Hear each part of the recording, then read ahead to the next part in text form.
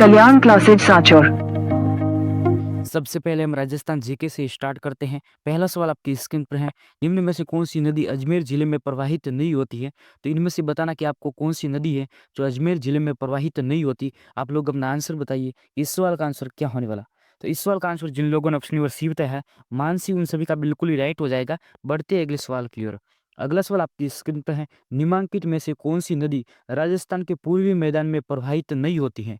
Morel, Banganga, काकनी या ढूंढ। तो इस सवाल का आंसर आप सभी को बताना है कि निम्नलिखित में से कौन सी नदी राजस्थान के पूर्वी मैदान में प्रवाहित नहीं होती है। आप लोग अपना आंसर बताइए कि इस सवाल का आंसर क्या होने वाला। इस सवाल का आंसर जिन लोगों ने ऑप्शन नंबर सी बताया है, काकनी, उन सभी का बिल्कुल ही राइट हो जाएगा। बिना टाइम वेस्ट किए बढ़ते अगले सवाल की ओर। अगला सवाल आपकी स्क्रीन पर है, निम्नलिखित शहरों में से कौन सा जवाई नदी के किनारे स्थित है। पाली, जालोर, झालावाड़ और चित्तौड़गढ़। इस सवाल का आंसर आप सभी को बताना है कि इनमें से कौन सा शहर जवाई नदी के किनारे स्थित है। आप लोग अपना आंसर बताइए कि इस सवाल का आंसर क्या होने वाला है। तो इस सवाल का आंसर जिन साथियों ने भी ऑप्शन नंबर बी बताया है, जालोर, उन सभी का बिल्कुल ही राइट हो जाएगा। जालोर जवाई नदी के किनारे स्थित है। बढ़ते अगले सवाल की ओर। अगला सवाल आपकी स्क्रीन पर है, राजस्थान के किस प्रदेश में बीहड़ मिलते हैं। तो आप सभी को बताना है कि वो कौन सा राजस्थान का बेसिन है जिसमें बीहड़ मिलते हैं। चंबल बेसिन, माही बेसिन, छप्पन बेसिन या सांबर बेसिन। तो इस सवाल का आंसर आप सभी को बताना है कि राजस्थान के किस प्रदेश में बीहड़ मिलते हैं। आप लोग अपना आंसर बताइए कि इस सवाल का आंसर क्या होने वाला है। इस सवाल का आंसर जिन लोगों ने ऑप्शन नंबर ए बताया है, चंबल बेसिन, उन सभी का बिल्कुल ही राइट हो जाएगा। बढ़ते अगले सवाल की ओर। अगला सवाल आपकी स्क्रीन पर है, राजस्थान के निम्नलिखित जिलों में से किसमें द्रव्यवती नदी जल प्रदूषण से संबंधित समस्याओं का सामना कर रही है। करौली, अलवर, भरतपुर या जयपुर। तो इस सवाल का आंसर आप सभी को बताना है कि इस सवाल का आंसर क्या होने वाला है। तो इस सवाल का आंसर जिन लोगों ने ऑप्शन नंबर डी बताया है, जयपुर, उन सभी का बिल्कुल ही राइट हो जाएगा। बढ़ते अगले सवाल की ओर। अगला सवाल आपकी स्क्रीन पर है, निम्नलिखित युग्मों में से कौन सा एक सही सुमेलित नहीं है। नदी और उद्गम स्थल, बनास खमनोर पहाड़ी, बाणगंगा बेहराट पहाड़ी, कांतली खंडेला पहाड़ी और काकनी कुंभलगढ़ पहाड़ी। तो इस सवाल का आंसर आप सभी को बताना है, इनमें से कौन सा ऑप्शन है जो बिल्कुल ही सुमेलित नहीं है। आप लोग अपना आंसर बताइए कि इस सवाल का आंसर क्या होने वाला है। इस सवाल का आंसर जिन साथियों ने ऑप्शन नंबर डी बताया है, काकनी कुंभलगढ़ पहाड़ी, उन सभी का बिल्कुल ही राइट हो जाएगा, क्योंकि काकनी नदी का जो उद्गम स्थल है वो जैसलमेर जिले के कोटरा गांव से होता है। जिन लोगों ने ऑप्शन नंबर डी बताया उन सभी का बिल्कुल ही राइट हो जाएगा। बढ़ते अगले सवाल की ओर। अगला सवाल आपकी स्क्रीन पर है, सोम और जाखम नदी किसकी सहायक नदियां हैं। तो आप सभी को बताना कि सोम और जाखम नदियां हैं वो किस नदी की सहायक नदियां हैं। माही, साबरमती, बनास और परवन। तो इस सवाल का आंसर आप सभी को बताना है कि इस सवाल का आंसर क्या होने वाला है। तो इस सवाल का आंसर जिन लोगों ने ऑप्शन नंबर ए बताया है उन सभी का बिल्कुल ही राइट हो जाएगा। सोम, जाखम, माही नदी की सहायक नदियां हैं। तो जिन लोगों ने ऑप्शन नंबर ए बताया है उन सभी का बिल्कुल ही राइट हो जाएगा। बढ़ते अगले सवाल की ओर। अगला सवाल आपकी स्क्रीन पे है, निम्नलिखित में से कौन सी राजस्थान में अंतर्देशीय नदी है। बनास, कांतली, कोठारी और काली। तो इस सवाल का आंसर आप सभी को बताना है कि इस सवाल का आंसर क्या होने वाला है। तो इस सवाल का आंसर जिन साथियों ने ऑप्शन नंबर बी बताया है, कांतली, उन सभी का बिल्कुल ही राइट हो जाएगा। सो बिना टाइम वेस्ट किए बढ़ते अगले सवाल की ओर। अगला सवाल आपकी स्क्रीन पर है, निम्नलिखित में से कौन सी नदी अरब सागरीय नदी तंत्र का भाग है। पश्चिमी बनास, काली सिंध, चंबल और बनास। तो इस सवाल का आंसर आप सभी को बताना है कि निम्नलिखित में से कौन सी नदी अरब सागरीय नदी तंत्र का भाग है। आप लोग अपना आंसर बताइए कि इस सवाल का आंसर क्या होने वाला है। तो इस सवाल का आंसर जिन साथियों ने ऑप्शन नंबर ए बताया है, पश्चिमी बनास, उन सभी का बिल्कुल ही राइट हो जाएगा। बिना टाइम वेस्ट के बढ़ते अगले सवाल की ओर। अगला सवाल आपकी स्क्रीन पर है, निम्न बेसिनों में से कौन सा गोडवार प्रदेश के नाम से जाना जाता है। चंबल बेसिन, मध्य माही बेसिन, लूनी बेसिन या सांबर बेसिन। तो इस सवाल का आंसर आप सभी को बताना है कि इस सवाल का आंसर क्या होने वाला है। तो इस सवाल का आंसर जिन साथियों ने भी ऑप्शन नंबर सी बताया यहाँ पर, लूनी बेसिन, उन सभी का बिल्कुल ही राइट हो जाएगा। ऑप्शन नंबर सी जिन साथियों ने बताया उन सभी का राइट हो जाएगा। बढ़ते अगले सवाल की ओर। अगला सवाल आपकी स्क्रीन पर है, राजस्थान भू क्षेत्र में पूर्ण रूपेण बहने वाली सबसे लंबी नदी कौन सी है। माही, बनास, चंबल और लूनी। तो इस सवाल का आंसर आप सभी को बताना है कि राजस्थान भू क्षेत्र में पूर्ण रूपेण बहने वाली सबसे लंबी नदी कौन सी है। आप लोग अपना आंसर बताइए कि इस सवाल का आंसर क्या होने वाला है। तो इस सवाल का आंसर जिन लोगों ने भी ऑप्शन नंबर बी बताया यहाँ पर बनास, उन सभी का बिल्कुल ही राइट हो जाएगा। अब बढ़ते हैं अगले सवाल की ओर। अगला सवाल आपकी स्क्रीन पर है, बिसलपुर बांध किस नदी पर निर्मित है। काली सिंध, जाखम, सोम और बनास। तो इस सवाल का आंसर आप सभी को बताना है कि बिसलपुर बांध किस नदी पर निर्मित है। आप लोग अपना आंसर बताइए कि इस सवाल का आंसर क्या होने वाला है। तो इस सवाल का आंसर जिन लोगों ने ऑप्शन नंबर डी बताया है, बनास, उन सभी का बिल्कुल ही राइट हो जाएगा। बिसलपुर बांध है वो बनास नदी पर स्थित है। अब बढ़ते हैं अगले सवाल की ओर। अगला सवाल आपकी स्क्रीन पर है, राजस्थान में कौन-सा भू-क्षेत्र बीहड़ स्थलाकृति के लिए संपूर्ण भारत में जाना जाता है? बनास बेसिन, चंबल बेसिन, माही बेसिन और साबरमती बेसिन। तो इस सवाल का आंसर आप सभी को बताना है कि इस सवाल का आंसर क्या होने वाला है? तो इस सवाल का आंसर आप लोग जल्दी से बताइए। तो इस सवाल का आंसर जिन लोगों ने ऑप्शन नंबर बी बताया है, चंबल बेसिन, उन सभी का बिल्कुल ही राइट हो जाएगा। यहाँ पर ऑप्शन नंबर बी जिन साथियों ने बताया, उन सभी का बिल्कुल ही राइट हो जाएगा। बढ़ते हैं अगले सवाल की ओर। अगला सवाल आपकी स्क्रीन पर है, राजस्थान के आंतरिक अफवाह तंत्र में निम्नलिखित में से कौन-सी नदी सम्मिलित नहीं है? काकनेई, सोता, जाखम और घग्गर। तो आप सभी को बताना कि राजस्थान के आंतरिक अफवाह तंत्र में निम्नलिखित में से कौन-सी नदी सम्मिलित नहीं है? आप लोग अपना आंसर बताइए। तो इस सवाल का आंसर क्या होने वाला है? तो इस सवाल का आंसर जिन लोगों ने ऑप्शन नंबर सी बताया है, जाखम नदी, उन सभी का बिल्कुल ही राइट हो जाएगा। बढ़ते हैं अगले सवाल की ओर। अगला सवाल आपकी स्क्रीन पर है, राजस्थान का प्रवेश द्वार कहलाता है भरतपुर, जयपुर, जोधपुर या अलवर। तो इस सवाल का आंसर आप सभी को बताना है। इस सवाल का आंसर क्या होने वाला है? तो इस सवाल का आंसर जिन लोगों ने ऑप्शन नंबर ए बताया है, भरतपुर, उन सभी का बिल्कुल ही राइट हो जाएगा। राजस्थान का प्रवेश द्वार है वह भरतपुर जिले को कहा जाता है। ऑप्शन नंबर ए जिन साथियों ने बताया है, उन सभी का बिल्कुल ही राइट हो जाएगा। बढ़ते हैं अगले सवाल की ओर। अगला सवाल आपकी स्क्रीन पर है, भारत का पहला भूमिगत परमाणु परीक्षण कहाँ किया गया? पोखरण जैसलमेर, डिडवाना नागौर, बामनवास सवाई माधोपुर या सीव बाड़मेर। तो इस सवाल का आंसर आप सभी को बताना है कि भारत का पहला भूमिगत परमाणु परीक्षण कहाँ पर किया गया? तो इस सवाल का आंसर आप लोग बताइए कि इस सवाल का आंसर क्या होने वाला है?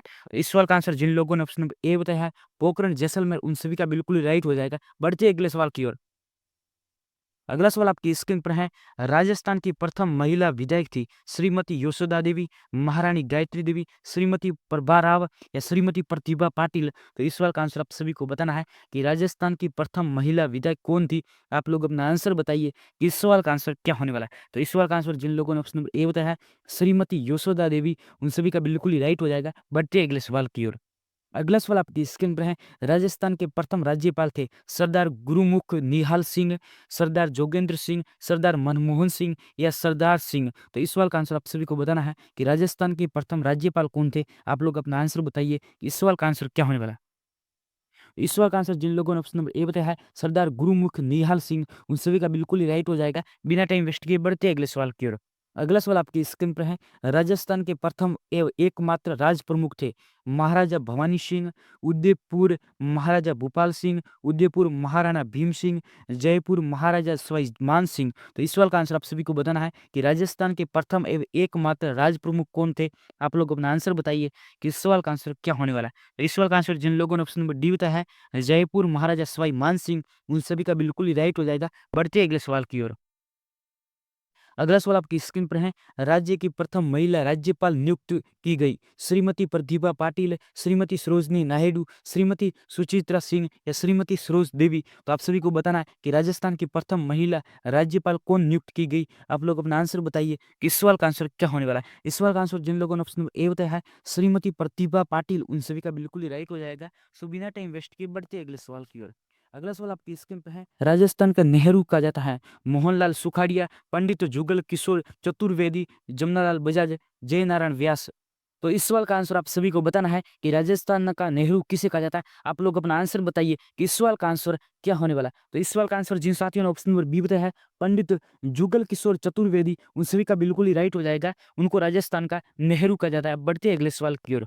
अगला सवाल आपकी स्क्रीन पर है, राजस्थान का लौह पुरुष कहा जाता है जय नारायण व्यास, दामोदर लाल व्यास, महाराणा प्रताप या जमनालाल बजाज। तो आप सभी को बताना है कि राजस्थान का लौह पुरुष किसे कहा जाता है? आप लोग अपना आंसर बताइए कि इस सवाल का आंसर क्या होने वाला है? इस सवाल का आंसर जिन लोगों ने ऑप्शन नंबर बी बताया है, दामोदर लाल व्यास को राजस्थान का लौह पुरुष कहा जाता है, उन सभी का बिल्कुल राइट हो जाएगा। बढ़ते हैं अगले सवाल की ओर। अगला सवाल आपकी स्क्रीन पर है, राजस्थान उच्च न्यायालय की मुख्य पीठ कहाँ पर है? जयपुर, जोधपुर, बीकानेर या उदयपुर। तो आप सभी को बताना है कि राजस्थान उच्च न्यायालय की मुख्य पीठ कहाँ पर है? आप लोग अपना आंसर बताइए कि इस सवाल का आंसर क्या होने वाला है? तो इस सवाल का आंसर जिन साथियों ने भी ऑप्शन नंबर बी बताया है, जोधपुर, उन सभी का बिल्कुल ही राइट हो जाएगा। बढ़ते हैं अगले सवाल की ओर। अगला सवाल आपकी स्क्रीन पर है, आधुनिक राजस्थान के निर्माता माने जाते हैं मोहनलाल सुखाड़िया, जय नारायण व्यास, भैरू सिंह शेखावत या हरिदेव जोशी। तो आप सभी को बताना है कि आधुनिक राजस्थान के निर्माता किसे कहा जाता है? आप लोग अपना आंसर बताइए कि इस सवाल का आंसर क्या होने वाला है? इस सवाल का आंसर जिन लोगों ने ऑप्शन नंबर ए बताया है, मोहनलाल सुखाड़िया, उन सभी का बिल्कुल ही राइट हो जाएगा। मोहनलाल सुखाड़िया को आधुनिक राजस्थान का निर्माता कहा जाता है। ऑप्शन नंबर ए जिन साथियों ने बताया है, उन सभी का बिल्कुल ही राइट हो जाएगा। बढ़ते हैं अगले सवाल की ओर। अगला सवाल आपकी स्क्रीन पे है, राजस्थान का वह शहर जो त्रिकोणात्मक शैली में बसा हुआ है, कोटा, उदयपुर, झालावाड़ या अलवर? तो इस सवाल का आंसर आप सभी को बताना है कि इस सवाल का आंसर क्या होने वाला है। तो इस सवाल का आंसर जिन लोगों ने ऑप्शन नंबर सी बताया है, झालावाड़, उन सभी का बिल्कुल ही राइट हो जाएगा। बढ़ते हैं अगले सवाल की ओर। अगला सवाल आपकी स्क्रीन पर है, वाल्मीकि ने राजस्थान के भूभाग को क्या नाम दिया? मध्य प्रदेश, मरु कांतार, राजस्थान या राजस्थानी यादित्य? तो आप सभी को बताना है कि वाल्मीकि ने राजस्थान के भूभाग का नाम क्या दिया था। आप लोग अपना आंसर बताइए कि इस सवाल का आंसर क्या होने वाला है। तो इस सवाल का आंसर जिन लोगों ने ऑप्शन नंबर बी बताया है, मरु कांतार, उन सभी का बिल्कुल ही राइट हो जाएगा। वाल्मीकि ने राजस्थान के भूभाग का नाम मरु कांतार दिया था। यहाँ पर जिन लोगों ने भी ऑप्शन नंबर बी बताया, उन सभी का बिल्कुल ही राइट हो जाएगा। बढ़ते हैं अगले सवाल की ओर। अगला सवाल आपकी स्क्रीन पर है, राजस्थान दिवस कब मनाया जाता है? तो आप सभी को बताना है कि राजस्थान दिवस कब मनाया जाता है। आप लोगों का आंसर बताइए, इस सवाल का आंसर क्या होने वाला है। तो इस सवाल का आंसर जिन लोगों ने ऑप्शन नंबर बी बताया है, 30 मार्च, उन सभी का बिल्कुल भी राइट हो जाएगा। 30 मार्च को राजस्थान दिवस मनाया जाता है, जबकि राजस्थान स्थापना दिवस है वो 1 नवंबर को मनाया जाता है। ऑप्शन नंबर बी जिन साथियों ने बताया है, उन सभी का बिल्कुल ही राइट हो जाएगा। बढ़ते हैं अगले सवाल की ओर। अगला सवाल आपकी स्क्रीन पर है, झालावाड़ राजस्थान के किस भाग में स्थित है? दक्षिणी, दक्षिणी पूर्वी, उत्तरी या पूर्वी? तो इस सवाल का आंसर आप सभी को बताना है कि झालावाड़ राजस्थान के किस भाग में स्थित है। आप लोग अपना आंसर बताइए कि इस सवाल का आंसर क्या होने वाला है। तो इस सवाल का आंसर जिन साथियों ने ऑप्शन नंबर बी बताया है, दक्षिणी पूर्वी भाग, उन सभी का बिल्कुल ही राइट हो जाएगा। झालावाड़ राजस्थान के दक्षिणी पूर्वी भाग में स्थित है। ऑप्शन नंबर बी जिन साथियों ने बताया, उन सभी का बिल्कुल ही राइट हो जाएगा। बढ़ते हैं अगले सवाल की ओर। अगला सवाल आपकी स्क्रीन पर है, चित्तौड़गढ़ का सीमावर्ती जिला समूह है, प्रतापगढ़, उदयपुर, कोटा, बूंदी, भीलवाड़ा, राजसमंद, प्रतापगढ़, उदयपुर, भीलवाड़ा और डूंगरपुर? प्रतापगढ़, राजसमंद, उदयपुर, डूंगरपुर और बांसवाड़ा या उपयुक्त सभी? तो इस सवाल का आंसर आप सभी को बताना है कि चित्तौड़गढ़ का सीमावर्ती जिला समूह कौन सा है। आप लोग अपना आंसर बताइए, इस सवाल का आंसर क्या होने वाला। तो इस सवाल का आंसर जिन लोगों ने ऑप्शन नंबर ए बताया है, प्रतापगढ़, उदयपुर, कोटा, बूंदी और झालावाड़, उन सभी का बिल्कुल ही राइट हो जाएगा। ये जिले सब चित्तौड़गढ़ के सीमावर्ती जिले हैं। ऑप्शन नंबर ए जिन साथियों ने बताया है, उन सभी का बिल्कुल राइट हो जाएगा। बढ़ते हैं अगले सवाल की ओर। अगला सवाल आपकी स्क्रीन पे है, सर्वाधिक लिंगानुपात वाला संभाग है अजमेर, जयपुर, कोटा या बांसवाड़ा? तो इस सवाल का आंसर आप सभी को बताना है कि सर्वाधिक लिंगानुपात वाला संभाग राजस्थान का कौन सा है। आप लोग अपना आंसर बताइए, इस सवाल का आंसर क्या होने वाला है। तो इस सवाल का आंसर जिन लोगों ने ऑप्शन नंबर डी बताया है, बांसवाड़ा, उन सभी का बिल्कुल ही राइट हो जाएगा। सर्वाधिक लिंगानुपात वाला संभाग है वो बांसवाड़ा जिला है। ऑप्शन नंबर डी जिन साथी ने बताया है, उन सभी का बिल्कुल राइट हो जाएगा। बढ़ते हैं अगले सवाल की ओर। अगला सवाल आपकी स्क्रीन पे है, सर्वाधिक अनुसूचित जनजाति वाला संभाग है जयपुर, अजमेर, उदयपुर या बीकानेर? तो इस सवाल का आंसर आप सभी को बताना है कि सर्वाधिक अनुसूचित जनजाति वाला संभाग कौन सा है। आप लोग अपना आंसर बताइए कि इस सवाल का आंसर क्या होगा। इस सवाल का आंसर जिन साथियों ने भी ऑप्शन नंबर यहाँ पर सी बताया है, उदयपुर, उन सभी का बिल्कुल ही राइट हो जाएगा। उदयपुर सर्वाधिक अनुसूचित जनजाति वाला संभाग है। ऑप्शन नंबर सी जिन साथियों ने बताया है, उन सभी का बिल्कुल ही राइट हो जाएगा। बढ़ते हैं अगले सवाल की ओर। अगला सवाल आपकी स्क्रीन पर है, राज्य में वर्षा की मात्रा घटती है दक्षिण पूर्व से उत्तर पश्चिम की ओर, उत्तर पश्चिम से दक्षिण पूर्व की ओर या दक्षिण पूर्व से उत्तर पूर्व की ओर या उत्तर पश्चिम से दक्षिण पश्चिम की ओर? तो इस सवाल का आंसर आप सभी को बताना है कि राज्य में वर्षा की मात्रा घटती है किस दिशा से किस दिशा की ओर। आप लोग अपना आंसर बताइए कि इस सवाल का आंसर क्या होने वाला है। इस सवाल का आंसर जिन लोगों ने ऑप्शन नंबर ए बताया है, दक्षिणी पूर्व से उत्तर पश्चिमी दिशा की ओर, उन सभी का बिल्कुल ही राइट हो जाएगा। बढ़ते हैं अगले सवाल की ओर। अगला सवाल आपकी स्क्रीन पर है, निम्न में से कौन सा जिला उप आर्द्र जलवायु प्रदेश के अंतर्गत नहीं आता है? टोंक, जोधपुर, भीलवाड़ा या कोटा? तो इस सवाल का आंसर आप सभी को बताना है कि इनमें से कौन सा जिला है जो उप आर्द्र जलवायु प्रदेश के अंतर्गत नहीं आता है। आप लोग अपना आंसर बताइए, इस सवाल का आंसर क्या होने वाला है। इस सवाल का आंसर जिन लोगों ने ऑप्शन नंबर बी बताया है, जोधपुर, उन सभी का बिल्कुल ही राइट हो जाएगा। जोधपुर जिला है वो उप आर्द्र जलवायु के अंतर्गत नहीं आता है। बढ़ते हैं अगले सवाल की ओर। अगला सवाल आपकी स्क्रीन पर है, राजस्थान का कौन सा क्षेत्र नगण्य वर्षा वाला है? उत्तर पश्चिमी, उत्तर पूर्वी, दक्षिणी पूर्वी या दक्षिणी पश्चिमी? तो इस सवाल का आंसर आप सभी को बताना है कि राजस्थान का कौन सा क्षेत्र नगण्य वर्षा वाला है। आप लोग अपना आंसर बताइए, इस सवाल का आंसर क्या होने वाला है। इस सवाल का आंसर जिन साथियों ने ऑप्शन नंबर ए बताया है, उत्तरी पश्चिमी, उन सभी का बिल्कुल ही राइट हो जाएगा। बढ़ते हैं अगले सवाल की ओर। अगला सवाल आपकी स्क्रीन पर है, कोपेन के जलवायु वर्गीकरण के अनुसार राजस्थान के किस प्रदेश में एडब्ल्यू प्रकार की जलवायु पाई जाती है? तो आप सभी को बताना है कि कोपेन के जलवायु वर्गीकरण के अनुसार राजस्थान के किस प्रदेश में एडब्ल्यू प्रकार की जलवायु पाई जाती है? दक्षिणतम प्रदेश, उत्तर पूर्वी प्रदेश, पश्चिमी प्रदेश या उत्तरतम प्रदेश? तो इस सवाल का आंसर आप सभी को बताना है कि इस सवाल का आंसर क्या होने वाला है। तो इस सवाल का आंसर जिन लोगों ने ऑप्शन नंबर ए बताया है दक्षिणतम प्रदेश, उन सभी का बिल्कुल ही राइट हो जाएगा। बढ़ते हैं अगले सवाल की ओर। अगला सवाल आपकी स्क्रीन पे है, वार्षिक वर्षा की प्रतिशत मात्रा में अधिक उतार-चढ़ाव वाला जिला है? तो इस सवाल का आंसर आप सभी को बताना है कि वार्षिक वर्षा की प्रतिशत मात्रा में अधिक उतार-चढ़ाव वाला जिला कौन-सा है? आप लोग अपना आंसर बताइए। इस सवाल का आंसर क्या होने वाला है? इस सवाल का आंसर जिन लोगों ने ऑप्शन नंबर बी बताया है जैसलमेर, उन सभी का बिल्कुल ही राइट हो जाएगा। जैसलमेर है वो वार्षिक वर्षा की प्रतिशत मात्रा में अधिक उतार-चढ़ाव वाला जिला है। ऑप्शन नंबर बी जिन साथियों ने दिया है, उन सभी का बिल्कुल ही राइट हो जाएगा। बढ़ते हैं अगले सवाल की ओर।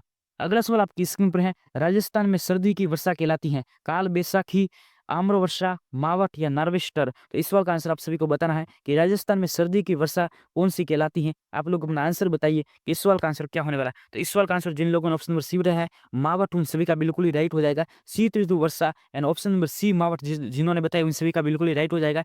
ये रबी की फसल गेहूँ के लिए बहुत ज़्यादा लाभदायक होती है। तो ऑप्शन नंबर सी जिन साथियों ने बताया है उन सभी का बिल्कुल ही राइट हो जाएगा। सो बिना टाइम वेस्ट किए बढ़ते हैं अगले सवाल की ओर। अगला सवाल आपकी स्क्रीन पर है, राजस्थान में किस ऋतु में सर्वाधिक धूल भरी आंधियां चलती हैं? ग्रीष्म ऋतु, वर्षा ऋतु, शीत ऋतु या बसंत ऋतु? तो इस सवाल का आंसर आप सभी को बताना है कि राजस्थान में किस ऋतु में सर्वाधिक धूल भरी आंधियां चलती हैं। आप लोग अपना आंसर बताइए कि इस सवाल का आंसर क्या होने वाला है। तो इस सवाल का आंसर जिन लोगों ने ऑप्शन नंबर ए बताया है ग्रीष्म ऋतु, उन सभी का बिल्कुल ही राइट हो जाएगा। ऑप्शन नंबर ए जिन साथियों ने बताया है उन सभी का बिल्कुल ही राइट हो जाएगा। बढ़ते हैं अगले सवाल की ओर। अगला सवाल आपकी स्क्रीन पर है, राजस्थान में होने वाली वर्षा के लिए उत्तरदायी ग्रीष्मकालीन मानसून पवनें किस महासागर से आती है? आप लोग अपना आंसर बताइए कि इस सवाल का आंसर क्या होने वाला है। यहाँ पर जिन लोगों ने भी ऑप्शन नंबर बी दिया है हिंद महासागर, उन सभी का बिल्कुल ही राइट हो जाएगा। सो बढ़ते हैं अगले सवाल की ओर। अगला सवाल आपकी स्क्रीन पर है, राजस्थान को दो भागों में बांटने वाली समवर्षा रेखा है। तो आप सभी को बताना है इनमें से कौन सी वो समवर्षा रेखा है जो राजस्थान को दो भागों में बांटती है। आप लोग अपना आंसर बताइए इस सवाल का आंसर क्या होने वाला है। तो इस सवाल का आंसर जिन लोगों ने ऑप्शन नंबर बी बताया है 50 सेंटीमीटर, उन सभी का बिल्कुल ही राइट हो जाएगा। बढ़ते हैं अगले सवाल की ओर। अगला सवाल आपकी स्क्रीन पर है, गणगौर के त्योहार का आयोजन किस माह में होता है? वैशाख, श्रावण, फाल्गुन या चैत्र? तो इस सवाल का आंसर आप सभी को बताना है, ये गणगौर के त्योहार का आयोजन किस माह में होता है? आप लोग अपना आंसर बताइए। इस सवाल का आंसर क्या होने वाला है? तो इस सवाल का आंसर जिन लोगों ने ऑप्शन नंबर डी बताया है चैत्र, उन सभी का बिल्कुल ही राइट हो जाएगा। गणगौर का त्योहार है वो चैत्र माह में मनाया जाता है। ऑप्शन नंबर डी जिन साथियों ने बताया है उन सभी का बिल्कुल ही राइट हो जाएगा। बढ़ते हैं अगले सवाल की ओर। अगला सवाल आपकी स्क्रीन पर है, राजस्थान में कजली तीज का पर्व किस माह में मनाया जाता है? श्रावण, फाल्गुन, भाद्रपद या वैशाख? तो इस सवाल का आंसर आप सभी को बताना है कि राजस्थान में कजली तीज का पर्व किस माह में मनाया जाता है। आप लोग अपना आंसर बताइए इस सवाल का आंसर क्या होने वाला। तो इस सवाल का आंसर जिन लोगों ने ऑप्शन नंबर सी बताया है भाद्रपद, उन सभी का बिल्कुल ही राइट हो जाएगा। राजस्थान में कजली तीज का पर्व भाद्रपद माह में मनाया जाता है। ऑप्शन नंबर सी जिन साथियों ने दिया है उन सभी का बिल्कुल ही राइट हो जाएगा। सो बिना टाइम वेस्ट किए बढ़ते हैं अगले सवाल की ओर।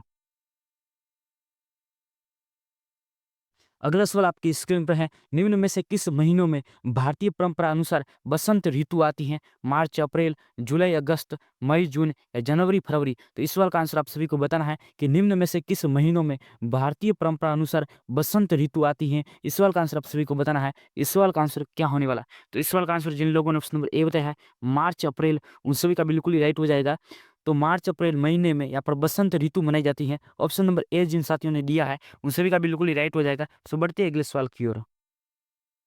अगला सवाल आपकी स्क्रीन पर है, निम्न में से कौन सा त्योहार श्रावण के महीने में नहीं आता है? नाग पंचमी, तीज, रक्षाबंधन या जन्माष्टमी? तो इस सवाल का आंसर आप सभी को बताना है कि इनमें से कौन सा त्योहार श्रावण महीने में नहीं आता। आप लोग अपना आंसर बताइए इस सवाल का आंसर क्या होने वाला है। तो इस सवाल का आंसर जिन लोगों ने ऑप्शन नंबर डी बताया है जन्माष्टमी, उन सभी का बिल्कुल ही राइट हो जाएगा। जन्माष्टमी पर्व है वो श्रावण मास में नहीं आता है। जन्माष्टमी त्योहार है वो भाद्रपद कृष्ण पक्ष की अष्टमी को मनाया जाता है। यहाँ पर ऑप्शन नंबर डी जिन साथियों ने दिया है उन सभी का बिल्कुल ही राइट हो जाएगा। सो बढ़ते हैं अगले सवाल की ओर।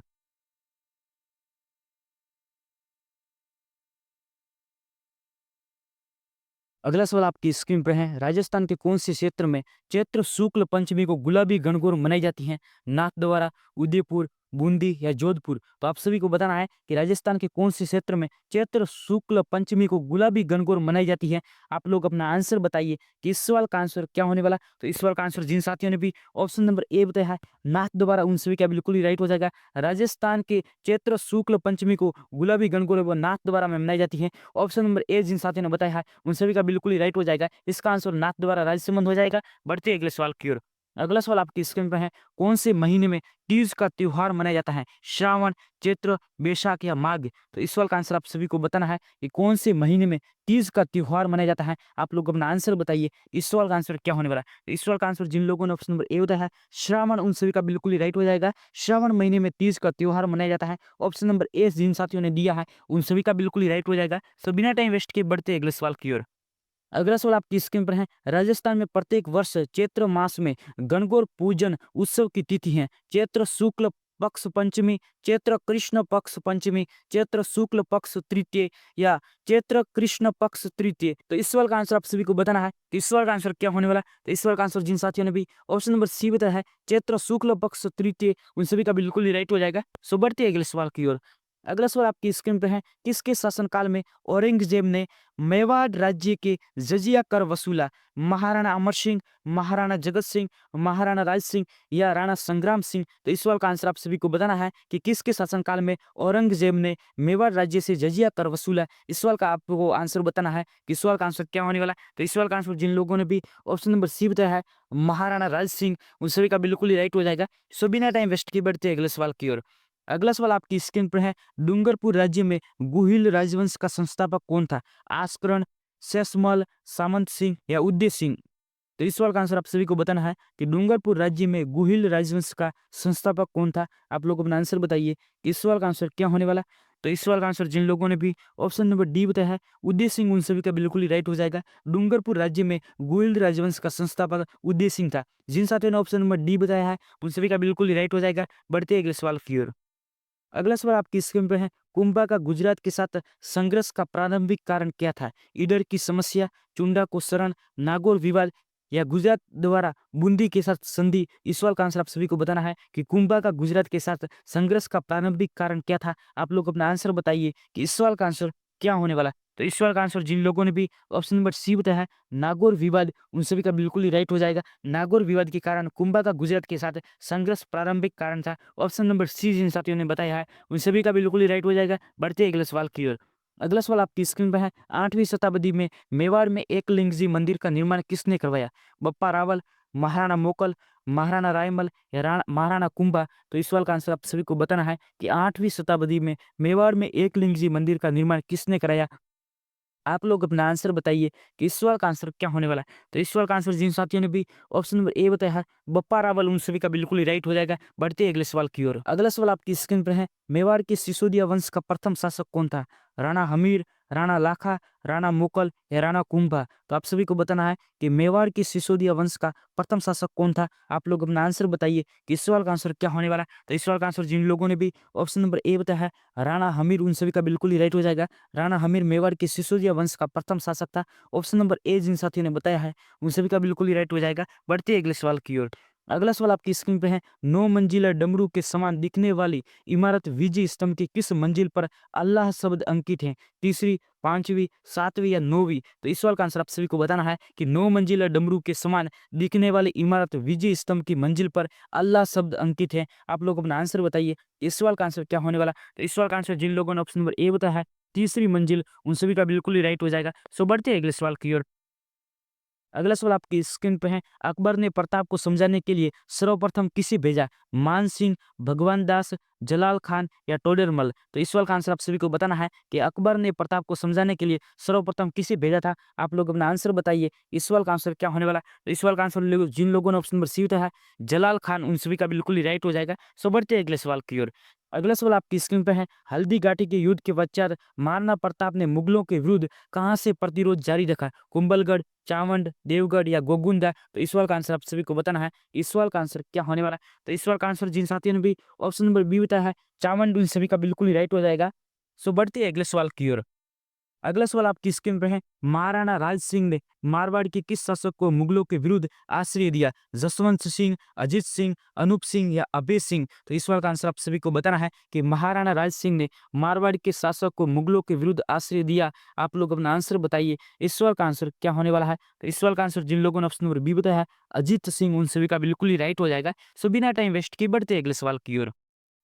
अगला सवाल आपकी स्क्रीन पर है, आदर्शी लाल श्रीवास्तव ने किस युद्ध को बादशाह बहाग का युद्ध का, दिवेर का युद्ध, हल्दी घाटी का युद्ध, गिरी सुमेल का युद्ध या खानवा के युद्ध? तो आप सभी को बताना है कि आदर्शी लाल श्रीवास्तव ने किस युद्ध को बादशाह बहाग का युद्ध का। आप लोग अपना आंसर बताइए कि इस सवाल का आंसर क्या होने वाला है। इस सवाल का आंसर जिन लोगों ने ऑप्शन नंबर बी बताया है, हल्दी घाटी का युद्ध, उन सभी का बिल्कुल ही राइट हो जाएगा। सो बढ़ते हैं अगले सवाल की ओर। अगला सवाल आपकी स्क्रीन पे है, किसके राज्याभिषेक को राजमहलों की क्रांति के नाम से जाना जाता है? महाराणा प्रताप, राणा उदय सिंह, महालदेव या चंद्रसेन? तो आप सभी को इस सवाल का आंसर बताना है कि किसके राज्याभिषेक को राजमहलों की क्रांति के नाम से जाना जाता है। आप लोग अपना आंसर बताइए, इस सवाल का आंसर क्या होने वाला है। तो इस सवाल का आंसर जिन लोगों ने ऑप्शन नंबर ए बताया है, महाराणा प्रताप, उन सभी का बिल्कुल ही राइट हो जाएगा। महाराणा प्रताप के राज्याभिषेक को राजमहलों की क्रांति के नाम से जाना जाता है। ऑप्शन नंबर ए जिन साथियों ने दिया है उन सभी का बिल्कुल ही राइट हो जाएगा। बढ़ते हैं अगले सवाल की ओर। अगला सवाल आपकी स्क्रीन पर है, निम्नलिखित में से मेवाड़ के किस शासक को शिशु अवस्था में पन्नाधाय ने अपने पुत्र का बलिदान देकर बचाया? महाराणा प्रताप, राणा कुंभा, महाराणा उदय सिंह या महाराणा मोकल? तो इस सवाल का आंसर आप सभी को बताना है कि मेवाड़ के किस शासक को शिशु अवस्था में पन्नाधाय ने अपने पुत्र का बलिदान देकर बचाया। आप लोग अपना आंसर बताइए, इस सवाल का आंसर क्या होने वाला है। तो इस सवाल का आंसर जिन लोगों ने ऑप्शन नंबर सी बताया है, महाराणा उदय सिंह, उन सभी का बिल्कुल ही राइट हो जाएगा। तो अब हम करेंगे साइंस के कुछ महत्वपूर्ण सवाल है। ये सवाल आपको सीधे एग्जाम में देखने के लिए मिलने वाले हैं। तो चलिए इस सवाल को स्टार्ट करते हैं। पहला सवाल आपकी स्क्रीन पर है, यदि हम एक सेब को काट कर कुछ समय के लिए प्लेट में छोड़ देते हैं तो ये लाल भूरे रंग का हो जाता है, ऐसा किसके कारण होता है? Zinc oxide, magnesium oxide, calcium oxide या आयरन ऑक्साइड? तो आप सभी को बताना है कि सेब के काटने पर उसका रंग लाल और भूरा हो जाता है, वो किसके कारण होता है। आप लोग अपना आंसर बताइए कि इस सवाल का आंसर क्या होने वाला है। तो इस सवाल का आंसर जिन लोगों ने ऑप्शन नंबर डी बताया है, आयरन ऑक्साइड, उन सभी का बिल्कुल ही राइट हो जाएगा। आयरन ऑक्साइड के कारण ही सेब को काटने पर लाल भूरे रंग का हो जाता है। ऑप्शन नंबर डी जिन साथियों ने बताया है उन सभी का बिल्कुल ही राइट हो जाएगा। सो बढ़ते हैं अगले सवाल की ओर।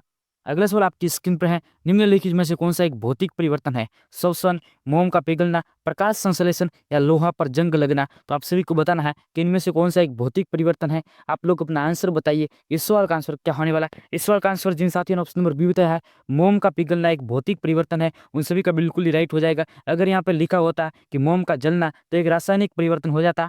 एंड भौतिक परिवर्तन में कोई भी नए पदार्थ का निर्माण नहीं होता है, पदार्थ पुनः उसी अवस्था में आ जाता है। जिन लोगों ने ऑप्शन नंबर बी बताया उन सभी का बिल्कुल ही राइट हो जाएगा। सो बढ़ते हैं अगले सवाल की ओर। अगला सवाल आपकी स्क्रीन पर है, लोहे पर जंग लगता है केवल पानी की उपस्थिति में, हवा तथा पानी दोनों की उपस्थिति में, हवा तथा पानी की अनुपस्थिति में या केवल हवा की उपस्थिति में? तो आप सभी को बताना है कि लोहे पर जंग किसके कारण लगता है। आप लोग अपना आंसर बताइए कि इस सवाल का आंसर क्या होने वाला है। तो इस सवाल का आंसर जिन साथियों ने भी ऑप्शन नंबर यहाँ पर बी बताया है, हवा तथा पानी दोनों की उपस्थिति में, उन सभी का यहाँ पर बिल्कुल ही राइट हो जाएगा। ऑप्शन नंबर बी जिन साथियों ने बताया है उन सभी का बिल्कुल ही राइट हो जाएगा। बढ़ते हैं अगले सवाल की ओर। अगला सवाल आपकी स्क्रीन पे है, निम्नलिखित में से कौन सी भौतिक परिवर्तन की विशेषता नहीं है? परिवर्तन करने वाले कारण को हटाने पर यह परिवर्तित हो जाता है, केवल पदार्थों के भौतिक गुणों में जैसे कि अवस्था, रंग, गंध इत्यादि में परिवर्तन होता है, नए पदार्थ का निर्माण होता है, परिवर्तन अस्थायी होता है। तो आप सभी को बताना है इनमें से कौन सी भौतिक परिवर्तन की विशेषता नहीं है। आप लोग अपना आंसर बताइए, इस सवाल का आंसर क्या होने वाला है। तो इस सवाल का आंसर जिन लोगों ने ऑप्शन नंबर सी बताया है, नए पदार्थ का निर्माण, उन सभी का बिल्कुल ही राइट हो जाएगा। भौतिक परिवर्तन में कोई नए पदार्थ का निर्माण नहीं होता है, पदार्थ पुनः उसी अवस्था में आ जाता है, बल्कि यहाँ पर रासायनिक परिवर्तन में एक नए पदार्थ का निर्माण होता है। तो ऑप्शन नंबर सी जिन साथी ने बताया है उन सभी का बिल्कुल ही राइट हो जाएगा। सो बढ़ते हैं अगले सवाल की ओर। अगला सवाल आपकी स्क्रीन पर है, किस प्रकार के परिवर्तन में एक नया पदार्थ बनता है? इनमें से कोई नहीं, भौतिक परिवर्तन में, रासायनिक परिवर्तन में, भौतिक और रासायनिक दोनों परिवर्तन में। तो आप सभी को बताना है कि किस प्रकार के परिवर्तन में एक नया पदार्थ बनता है। आप लोग अपना आंसर बताइए कि इस सवाल का आंसर क्या होने वाला है। तो इस सवाल का आंसर जिन लोगों ने ऑप्शन नंबर सी बताया है, रासायनिक परिवर्तन में एक नए पदार्थ का निर्माण होता है, ऑप्शन नंबर सी जिन साथियों ने बताया है उन सभी का बिल्कुल ही राइट हो जाएगा। सो बढ़ते हैं अगले सवाल की ओर। अगला सवाल आपकी स्क्रीन पर है, कक्ष तापमान पर दूध का खट्टा होने में शामिल है। इनमें से कोई नहीं, भौतिक परिवर्तन, रासायनिक परिवर्तन, भौतिक और रासायनिक दोनों परिवर्तन। तो इस सवाल का आंसर आप सभी को बताना है कि कक्ष तापमान पर दूध के खट्टा होने का कारण क्या है। आप लोग अपना आंसर बताइए, इस सवाल का आंसर क्या होने वाला है। इस सवाल का आंसर जिन साथियों ने ऑप्शन नंबर सी बताया है, रासायनिक परिवर्तन, उन सभी का बिल्कुल राइट हो जाएगा। सो बढ़ते हैं अगले सवाल की ओर। अगला सवाल आपकी स्क्रीन पे है, H2O और FeS किसका प्रतिनिधित्व करते हैं? इनमें से कोई नहीं, यौगिक, मिश्रण या तत्व। तो इस सवाल का आंसर आप सभी को बताना है कि इस सवाल का आंसर क्या होने वाला है। तो इस सवाल का आंसर जिन लोगों ने ऑप्शन नंबर बी बताया है, यौगिक, उन सभी का बिल्कुल ही राइट हो जाएगा। सो बढ़ते हैं अगले सवाल की ओर। अगला सवाल आपकी स्क्रीन पर है, निम्नलिखित में से कौन सा एक यौगिक के रूप में, एक अणु के रूप में वर्गीकृत किया जा सकता है? सोडियम, ऑक्सीजन, पानी या कच्चा तेल? तो इस सवाल का आंसर आप सभी को बताना है कि निम्नलिखित में से कौन सा एक यौगिक के रूप में, एक अणु के रूप में वर्गीकृत किया जा सकता है? आप लोग अपना आंसर बताइए, इस सवाल का आंसर क्या होने वाला है? इस सवाल का आंसर जिन साथियों ने ऑप्शन नंबर सी बताया है, पानी, उन सभी का बिल्कुल ही राइट हो जाएगा। सो बढ़ते हैं अगले सवाल की ओर। अगला सवाल आपकी स्क्रीन पर है, निम्नलिखित में से कौन सा एक यौगिक का सबसे छोटा भाग है जिसके गुण यौगिक के समान होते हैं? परमाणु, अणु, तत्व या मिश्रण? तो इस सवाल का आंसर आप सभी को बताना है कि निम्नलिखित में से कौन सा एक यौगिक का सबसे छोटा भाग है जिसके गुण यौगिक के समान होते हैं? आप लोग अपना आंसर बताइए, इस सवाल का आंसर क्या होने वाला है? इस सवाल का आंसर जिन लोगों ने ऑप्शन नंबर बी बताया है, अणु बताया है, उन सभी का बिल्कुल ही राइट हो जाएगा। सो बढ़ते हैं अगले सवाल की ओर। अगला सवाल आपकी स्क्रीन पर है, निम्न में से कौन सा भौतिक परिवर्तन का उदाहरण है? जंग लगना, चांदी का काला होना, पानी के उबलना या कागज का जलना? तो आप सभी को बताना है कि इनमें से कौन सा एक भौतिक परिवर्तन है। आप लोग अपना आंसर बताइए कि इस सवाल का आंसर क्या होने वाला है। तो इस सवाल का आंसर जिन साथियों ने ऑप्शन नंबर सी बताया है, पानी का उबलना, वो एक भौतिक परिवर्तन है। ऑप्शन नंबर सी जिन साथियों ने दिया, उन सभी का बिल्कुल राइट हो जाएगा। बाकी सब ये तीन ऑप्शन दिए हुए हैं, ये रासायनिक परिवर्तन के पार्ट हैं। अब बढ़ते हैं अगले सवाल की ओर। अगला सवाल आपकी स्क्रीन पर है, क्लोरीन बूझे चूने के साथ प्रतिक्रिया करके बनाती है gypsum, plaster of Paris, calcium carbonate या ब्लीचिंग पाउडर? तो इस सवाल का आंसर आप सभी को बताना है कि क्लोरीन बूझे हुए चूने के साथ प्रतिक्रिया करके क्या बनाती है। आप लोग अपना आंसर बताइए कि इस सवाल का आंसर क्या होने वाला। तो इस सवाल का आंसर जिन साथियों ने ऑप्शन नंबर डी बताया है, ब्लीचिंग पाउडर, उन सभी का यहाँ पर बिल्कुल ही राइट हो जाएगा। समझते हैं अगले सवाल की ओर। अगला सवाल आपकी स्क्रीन पर है, ऑक्सीकरण में होता है इलेक्ट्रॉन का त्याग, इलेक्ट्रॉन का ग्रहण, उपरोक्त दोनों या फिर इनमें से कोई नहीं? तो आप लोग अपना आंसर बताइए कि ऑक्सीकरण में क्या होता है। आप लोग अपना आंसर जल्दी से बताइए। तो यहाँ पर जिन साथियों ने भी ऑप्शन नंबर ए होता है इलेक्ट्रॉन का त्याग, उन सभी का बिल्कुल राइट हो जाएगा। जी हाँ, ऑक्सीकरण में इलेक्ट्रॉन का त्याग होता है और इलेक्ट्रॉन को त्याग कर ही ऑक्सीकरण या प्रधनायन बनाते हैं। ऑप्शन नंबर ए जिन साथियों ने बताया है, उन सभी का बिल्कुल ही राइट हो जाएगा। सो बढ़ते हैं अगले सवाल की ओर। अगला सवाल आपकी स्क्रीन पर है, निम्न में से कौन सा परिवर्तन उत्क्रमणीय नहीं है? पानी का जमना, शक्कर का पानी में घुलना, दूध से दही जमना या कांच का टूटना? तो इस सवाल का आंसर आप सभी को बताना है कि कौन सा परिवर्तन उत्क्रमणीय नहीं है। आप लोग अपना आंसर बताइए कि इस सवाल का आंसर क्या होने वाला है। तो इस सवाल का आंसर जिन साथियों ने ऑप्शन नंबर सी बताया है, दूध से दही का जमना, उन सभी का बिल्कुल ही राइट हो जाएगा। बढ़ते हैं अगले सवाल की ओर।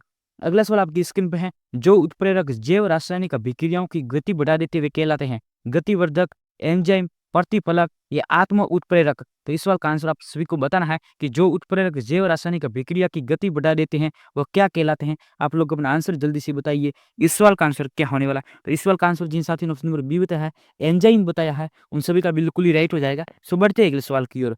अगला सवाल आपकी स्क्रीन पर है, बॉक्साइड एस्क है लोहे का, एल्यूमिनियम का, चांदी का या मरकरी जिसे पारा भी बोलते हैं? तो आप सभी को बताना है कि बॉक्साइड किसका एस्क है। आप लोग अपना आंसर जल्दी से बताइए, इस सवाल का आंसर क्या होने वाला है। तो इस सवाल का आंसर जिन साथियों ने ऑप्शन नंबर बी बताया है, एल्यूमिनियम का एस्क बॉक्साइड होता है, उन सभी का बिल्कुल ही राइट हो जाएगा। सो बढ़ते हैं अगले सवाल की ओर। अगला सवाल आपकी स्क्रीन पर है, संपीड़ित प्राकृतिक गैस जिसे सीएनजी भी बोला जाता है, उसमें मुख्यतः कौन सी गैस होती है? मीथेन, ब्यूटेन, एथेन या प्रोपेन? तो इस सवाल का आंसर आप सभी को बताना है कि सीएनजी में कौन सी गैस होती है मुख्य रूप से। आप लोग अपना आंसर बताइए, इस सवाल का आंसर क्या होने वाला है। तो इस सवाल का आंसर जिन लोगों ने ऑप्शन नंबर ए बताया है, मीथेन, उन सभी का बिल्कुल ही राइट हो जाएगा। सो बढ़ते हैं अगले सवाल की ओर। अगला सवाल आपकी स्क्रीन पर है, अपमार्जक किससे बने होते हैं? इन सभी से, फैटी एसिड के सोडियम लवण या सल्फोनिक एसिड के सोडियम लवण या बेंजोइक एसिड के सोडियम लवण से? इस सवाल का आंसर आप सभी को बताना है कि अपमार्जक किससे बने होते हैं। आप लोग अपना आंसर बताइए, इस सवाल का आंसर क्या होने वाला। इस सवाल का आंसर जिन लोगों ने ऑप्शन नंबर सी बताया है, सल्फोनिक एसिड के सोडियम लवण से, उन सभी का बिल्कुल ही राइट हो जाएगा। सो बढ़ते हैं अगले सवाल की ओर। अगला सवाल आपकी स्क्रीन पर है, पारदर्शी साबुन बनाने के लिए, साबुन को घोलने के लिए किस रसायन का प्रयोग किया जाता है? प्रोपाइलिन, एथेनोइक एसिड या एथेनॉल या बेंजीन? तो इस सवाल का आंसर आप सभी को बताना है, इस सवाल का आंसर क्या होने वाला है। इस सवाल का आंसर जिन साथियों ने ऑप्शन नंबर सी बताया है, एथेनॉल, उन सभी का बिल्कुल ही राइट हो जाएगा। बढ़ती से अगले सवाल की ओर। अगला सवाल आपकी स्क्रीन पर है, ब्लीचिंग पाउडर का इस्तेमाल नहीं होता है क्लोरोफॉर्म बनाने में, कागज उद्योग में, पेयजल को कीटाणु रहित करने के लिए या खाद्य चीजों में परिरक्षक के रूप में? तो इस सवाल का आंसर आप सभी को बताना है कि ब्लीचिंग पाउडर का इस्तेमाल किसमें नहीं किया जाता। आप लोग अपना आंसर बताइए, इस सवाल का आंसर क्या होने वाला। इस सवाल का आंसर जिन साथियों ने ऑप्शन नंबर डी बताया है, खाद्य चीजों में परिरक्षक के रूप में, जी हाँ, ऑप्शन नंबर डी जिन साथियों ने बताया है, उन सभी का बिल्कुल ही राइट हो जाएगा। सो बढ़ते हैं अगले सवाल की ओर। अगला सवाल आपकी स्क्रीन पर है, आमतौर पर पानी कीटाणु रहित करने के लिए अधातु का उपयोग किया जाता है? सल्फर, क्लोरीन, ब्रोमीन या आयोडीन। तो इस सवाल का आंसर आप सभी को बताना है कि पानी को कीटाणु रहित करने के लिए किस अधातु का उपयोग किया जाता है। आप लोग अपना आंसर जल्दी से बताइए, इस सवाल का आंसर क्या होने वाला है। इस सवाल का आंसर जिन साथियों ने ऑप्शन नंबर बी बताया है क्लोरीन, उन सभी का यहाँ पर बिल्कुल ही राइट हो जाएगा। सो बढ़ते हैं अगले सवाल की ओर। अगला सवाल आपकी स्क्रीन पर है, निम्न में से कौन सा तत्व अधातु है, कार्बन, लोहा, सोना या जिंक। तो आप सभी को बताना है कि इनमें से कौन सा तत्व एक अधातु है। आप लोग अपना आंसर बताइए, इस सवाल का आंसर क्या होने वाला है। इस सवाल का आंसर जिन साथियों ने ऑप्शन नंबर ए बताया है कार्बन, उन सभी का बिल्कुल ही राइट हो जाएगा। जी हाँ, कार्बन तत्व एक अधातु है। ऑप्शन नंबर ए जिन साथियों ने बताया है उन सभी का बिल्कुल ही राइट हो जाएगा। बढ़ते अगले सवाल की ओर।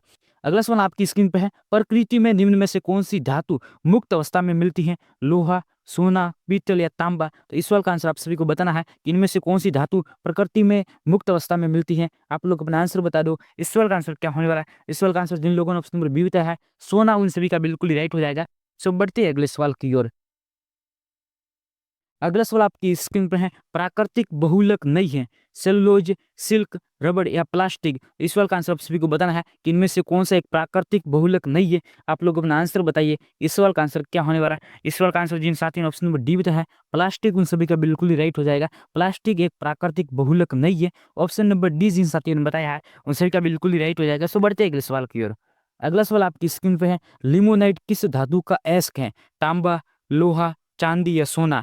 तो इस सवाल का आंसर आप सभी को बताना है कि लिमोनाइट किस धातु का अयस्क है। आप लोग अपना आंसर बताइए, इस सवाल का आंसर क्या होने वाला है। तो इस सवाल का आंसर जिन जिन लोगों ने ऑप्शन नंबर बी बताया है लोहा, उन सभी का बिल्कुल ही राइट हो जाएगा। जी हाँ, लिमोनाइट एक लोहा धातु का अयस्क है। ऑप्शन नंबर बी जिन साथी ने बताया है उन सभी का बिल्कुल ही राइट हो जाएगा। बढ़ते हैं अगले सवाल की ओर। अगला सवाल आपकी स्क्रीन पर है, कपड़े धोने का सोडा है, sodium hydroxide, sodium carbonate, sodium chloride या सोडियम सल्फेट। तो इस सवाल का आंसर आप सभी को बताना है कि इनमें से कौन सा कपड़े धोने का सोडा है। आप लोग अपना आंसर बताइए कि इस सवाल का आंसर क्या होने वाला है।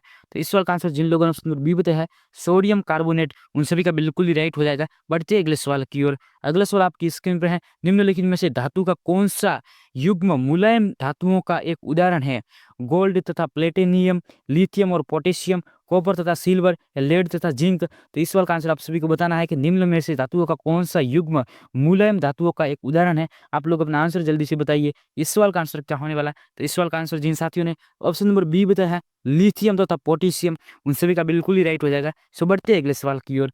अगला सवाल आपकी स्क्रीन पे है, प्लास्टर ऑफ पेरिस का रासायनिक नाम क्या है, calcium carbonate, hemihydrate, calcium sulphate, hemihydrate, sodium hydrogen carbonate या सोडियम हाइड्रोजन सल्फेट। तो आप सभी को बताना है कि प्लास्टर ऑफ पेरिस का रासायनिक सूत्र क्या है, जिसे पीओपी भी बोला जाता है। तो आप लोग अपना आंसर बताइए कि इस सवाल का आंसर क्या होने वाला है। तो इस सवाल का आंसर जिन लोगों ने ऑप्शन नंबर बी बताया है कैल्शियम सल्फेट, हेमीहाइड्रेट, उन सभी का बिल्कुल ही राइट हो जाएगा। बढ़ते हैं अगले सवाल की ओर।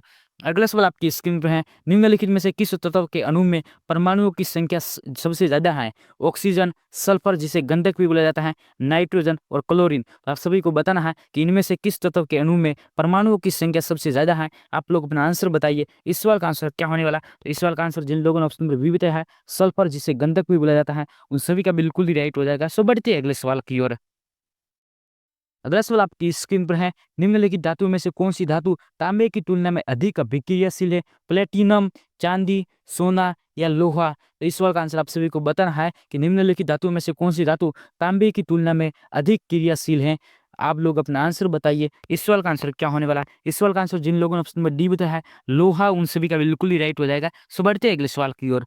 अगला सवाल आपकी स्क्रीन पे है, हमारे शरीर में रक्त शर्करा के स्तर को नियंत्रित करने वाला हार्मोन है, थायरोक्सिन, टेस्टोस्टेरोन, एड्रिनलिन या इंसुलिन। इस सवाल का आंसर आप सभी को बताना है कि हमारे शरीर में रक्त शर्करा के स्तर को नियंत्रित करने वाला हार्मोन कौन सा है।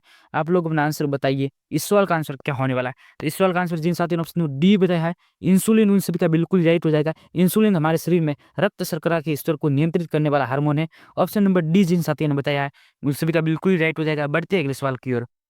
अगला सवाल आपकी स्क्रीन पर है, निम्नलिखित में से कौन सा मानव नर जनन तंत्र का भाग नहीं है, शुक्रवाहक, वृषण, शुक्राशय या फैलोपियन नलिका। तो इस सवाल का आंसर आप सभी को बताना है कि मानव नर जनन तंत्र का भाग कौन सा नहीं है। आप लोग अपना आंसर बताइए, इस सवाल का आंसर क्या होने वाला है। इस सवाल का आंसर जिन साथी ने ऑप्शन नंबर डी बताया है फैलोपियन नलिका, उन सभी का बिल्कुल ही राइट हो जाएगा। फैलोपियन नलिका मादा जनन तंत्र का एक भाग है। ऑप्शन नंबर डी जिन साथी ने बताया उन सभी का बिल्कुल ही राइट हो जाएगा। सो बढ़ते हैं अगले सवाल की ओर। अगला सवाल आपकी स्क्रीन पर है, ग्रंथि जो मनुष्य के शरीर में हार्मोन के साथ एंजाइम का भी स्त्रावन करती है और शर्करा के स्तर को नियंत्रित करता है। आप सभी को इस ग्रंथि का नाम बताना है। लाल ग्रंथि, अधिवृक्क ग्रंथि, अग्नाशय या यकृत। तो इस सवाल का आंसर आप सभी को बताना है। इस सवाल का आंसर क्या होने वाला है? तो इस सवाल का आंसर जिन साथियों ने ऑप्शन नंबर सी बताया है अग्नाशय, उन सभी का बिल्कुल ही राइट हो जाएगा। सो बढ़ते हैं अगले सवाल की ओर। अगला सवाल आपकी स्क्रीन पर है, त्वचा के रंग का निर्धारण करने वाले अंतःस्रावी ग्रंथि है पीनियल ग्रंथि, थाइमोसिन, पैराथायराइड या पीयूष ग्रंथि। तो इस सवाल का आंसर आप सभी को बताना है कि त्वचा के रंग का निर्धारण करने वाले अंतःस्रावी ग्रंथि कौन सी है। आप लोग अपना आंसर बताइए। इस सवाल का आंसर क्या होने वाला है? इस सवाल का आंसर जिन लोगों ने ऑप्शन ए बताया है पीनियल ग्रंथि, उन सभी का यहाँ पर बिल्कुल ही राइट हो जाएगा। सो बढ़ते हैं अगले सवाल की ओर। अगला सवाल आपकी स्क्रीन पर है, कौन सा विटामिन रक्त का थक्का बनने में सहायक होकर रक्त स्त्राव रोकता है? Vitamin B, vitamin D, vitamin B two या विटामिन के। तो इस सवाल का आंसर आप सभी को बताना है। इस सवाल का आंसर क्या होने वाला है? तो इस सवाल का आंसर जिन लोगों ने ऑप्शन नंबर डी बताया है विटामिन के, उन सभी का यहाँ पर बिल्कुल ही राइट हो जाएगा। ऑप्शन नंबर डी जिन साथियों ने दिया है उन सभी का राइट हो जाएगा। बढ़ते अगले सवाल की ओर। अगला सवाल आपकी स्क्रीन पर है, आमाशय में भोजन पाचन का माध्यम होता है उदासीन, अम्लीय, क्षारीय या फिर उपरोक्त में से कोई नहीं। तो इस सवाल का आंसर आप सभी को बताना है कि आमाशय में भोजन का पाचन का माध्यम क्या होता है। आप लोग अपना आंसर बताइए। इस सवाल का आंसर क्या होने वाला है? तो इस सवाल का आंसर जिन लोगों ने ऑप्शन नंबर बी बताया है अम्लीय, उन सभी का बिल्कुल ही राइट हो जाएगा। बढ़ते हैं अगले सवाल की ओर। अगला सवाल आपकी स्क्रीन पर है, मानव शरीर की सबसे बड़ी ग्रंथि कौन सी है? अग्नाशय, कर्णपूर्ण ग्रंथि, यकृत या थाइरोइड ग्रंथि। तो इस सवाल का आंसर आप सभी को बताना है कि मानव शरीर की सबसे बड़ी ग्रंथि कौन सी है। आप लोग अपना आंसर बताइए। इस सवाल का आंसर क्या होने वाला है? इस सवाल का आंसर जिन लोगों ने ऑप्शन नंबर सी बताया यकृत, जिसे लिवर भी बोला जाता है, ऑप्शन नंबर सी जिन साथियों ने बताया उससे भी क्या यहाँ पर बिल्कुल ही राइट हो जाएगा। बढ़ते हैं अगले सवाल की ओर। अगला सवाल आपकी स्क्रीन पर है, मानव शरीर का कौन सा हिस्सा पीत रस को संग्रहित करता है? वृक्क, लाल ग्रंथियां, पित्ताशय या वसा ऊतक। तो इस सवाल का आंसर आप सभी को बताना है कि मानव शरीर का कौन सा हिस्सा पीत रस को संग्रहित करता है। आप लोग अपना आंसर बताइए। इस सवाल का आंसर क्या होने वाला है? इस सवाल का आंसर जिन साथियों ने ऑप्शन नंबर सी बताया है पित्ताशय, उन सभी का यहाँ पर बिल्कुल ही राइट हो जाएगा। सो बढ़ते हैं अगले सवाल की ओर। अगला सवाल आपकी स्क्रीन पर है, किसी कोशिका की कौन सी कोशिकांग को कोशिका के पावर हाउस के रूप में जाना जाता है? रिक्तिकाय, माइटोकॉन्ड्रिया, नाभिक या गोल्जी कॉम्प्लेक्स। तो इस सवाल का आंसर आप सभी को बताना है कि कोशिका की पावर हाउस किसे कहा जाता है। आप लोग अपना आंसर बताइए। इस सवाल का आंसर क्या होने वाला है? तो इस सवाल का आंसर जिन साथियों ने ऑप्शन नंबर बी बताया है माइटोकॉन्ड्रिया, उन सभी का बिल्कुल ही राइट हो जाएगा। सो बढ़ते हैं अगले सवाल की ओर। अगला सवाल आपकी स्क्रीन पर है, जैविक घड़ी का कार्य करने वाली ग्रंथि है अग्नाशय, पीयूष, पीनियल ग्रंथि या यकृत। तो इस सवाल का आंसर आप सभी को बताना है कि जैविक घड़ी का कार्य करने वाली ग्रंथि कौन सी है। आप लोग अपना आंसर बताइए। इस सवाल का आंसर क्या होने वाला है? इस सवाल का आंसर जिन लोगों ने ऑप्शन नंबर सी बताया है पीनियल ग्रंथि, उन सभी का यहाँ पर बिल्कुल ही राइट हो जाएगा। बढ़ते अगले सवाल की ओर। अगला सवाल आपकी स्क्रीन पर है, भोजन को ऊर्जा में बदला जाता है लवक द्वारा, केंद्रक द्वारा, माइटोकॉन्ड्रिया द्वारा या लाइसोसोम द्वारा। तो इस सवाल का आंसर आप सभी को बताना है कि भोजन को ऊर्जा में बदला जाता है किसके द्वारा। आप लोग अपना आंसर बताइए। इस सवाल का आंसर क्या होने वाला है? इस सवाल का आंसर जिन लोगों ने ऑप्शन नंबर सी बताया है माइटोकॉन्ड्रिया द्वारा, उन सभी का यहाँ पर बिल्कुल ही राइट हो जाएगा। सो बढ़ते हैं अगले सवाल की ओर। अगला सवाल आपकी स्क्रीन पर है, एंजाइम होते हैं प्रोटीन, खनिज, वसा अम्ल या तेल। तो इस सवाल का आंसर आप सभी को बताना है कि एंजाइम क्या होते हैं। आप लोग अपना आंसर जल्दी से बताइए कि इस सवाल का आंसर क्या होगा। इस सवाल का आंसर जिन लोगों ने ऑप्शन नंबर ए बताया है प्रोटीन बताया है, उन सभी का यहाँ पर बिल्कुल ही राइट हो जाएगा। सो बढ़ते हैं अगले सवाल की ओर।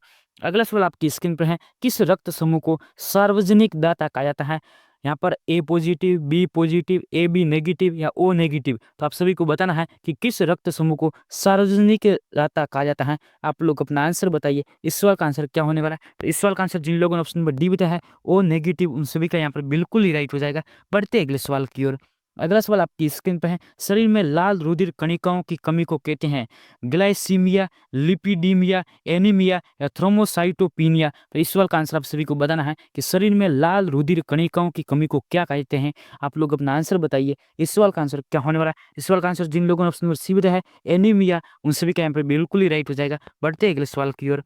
अगला सवाल आपकी स्क्रीन पर है, आरएच रोग के क्या लक्षण है? तेज हृदय गति, ऊर्जा की कमी, बड़ा पेट या ये सभी। तो इस सवाल का आंसर आप सभी को बताना है कि आरएच रोग के क्या लक्षण है। आप लोग अपना आंसर बताइए। इस सवाल का आंसर क्या होने वाला है? इस सवाल का आंसर जिन लोगों ने ऑप्शन नंबर डी बताया है ये सभी, उन सभी का यहाँ पर बिल्कुल ही राइट हो जाएगा। बढ़ते अगले सवाल की ओर। अगला सवाल आपकी स्क्रीन पर है, किसी कोशिका की कौन सी कोशिकांग को कोशिका के पावर हाउस के रूप में जाना जाता है? ये सवाल फिर से आ गया है। यहाँ पर जिन लोगों ने ऑप्शन नंबर बी बताया है माइटोकॉन्ड्रिया, उन सभी का यहाँ पर बिल्कुल ही राइट हो जाएगा। बढ़ते हैं अगले सवाल की ओर। अगला सवाल आपकी स्क्रीन पे है, निम्न में से एंटीबॉडी का निर्माण करने वाली कोशिका है लिम्फोसाइट, न्यूट्रोफिल, मोनोसाइट या फिर कोई नहीं। तो इस सवाल का आंसर आप सभी को बताना है कि निम्न में से कौन सी एंटीबॉडी का निर्माण करने वाली कोशिका है। आप लोग अपना आंसर बताइए। इस सवाल का आंसर क्या होने वाला है? तो इस सवाल का आंसर जिन लोगों ने अपना ऑप्शन नंबर ए बताया है लिम्फोसाइट, उन सभी का यहाँ पे बिल्कुल ही राइट हो जाएगा। बढ़ते हैं अगले सवाल की ओर। अगला सवाल आपकी स्क्रीन पे है, हड्डी से शरीर की ओर रक्त ले जाने वाली रक्त वाहिनियों को क्या कहते हैं?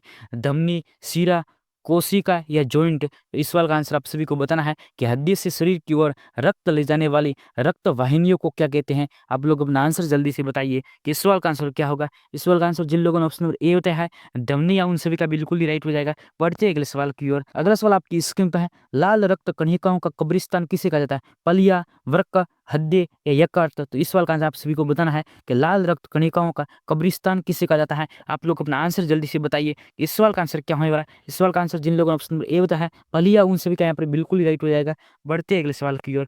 अगला सवाल आपकी स्क्रीन पर है, एनीमिया रोग रक्त में कमी के कारण होता है? श्वेत रक्त कणिकाएं, हीमोग्लोबिन, प्लेटलेट्स या लसीका? तो इस सवाल का आंसर आप सभी को बताना है कि एनीमिया रोग शरीर में किसकी कमी से होता है। आप लोग अपना आंसर बताइए। इस सवाल का आंसर क्या होने वाला है? तो इस सवाल का आंसर जिन लोगों ने ऑप्शन नंबर बी बताया है हीमोग्लोबिन की कमी से, उन सभी का यहाँ पर बिल्कुल ही राइट हो जाएगा। बढ़ते हैं अगले सवाल की ओर।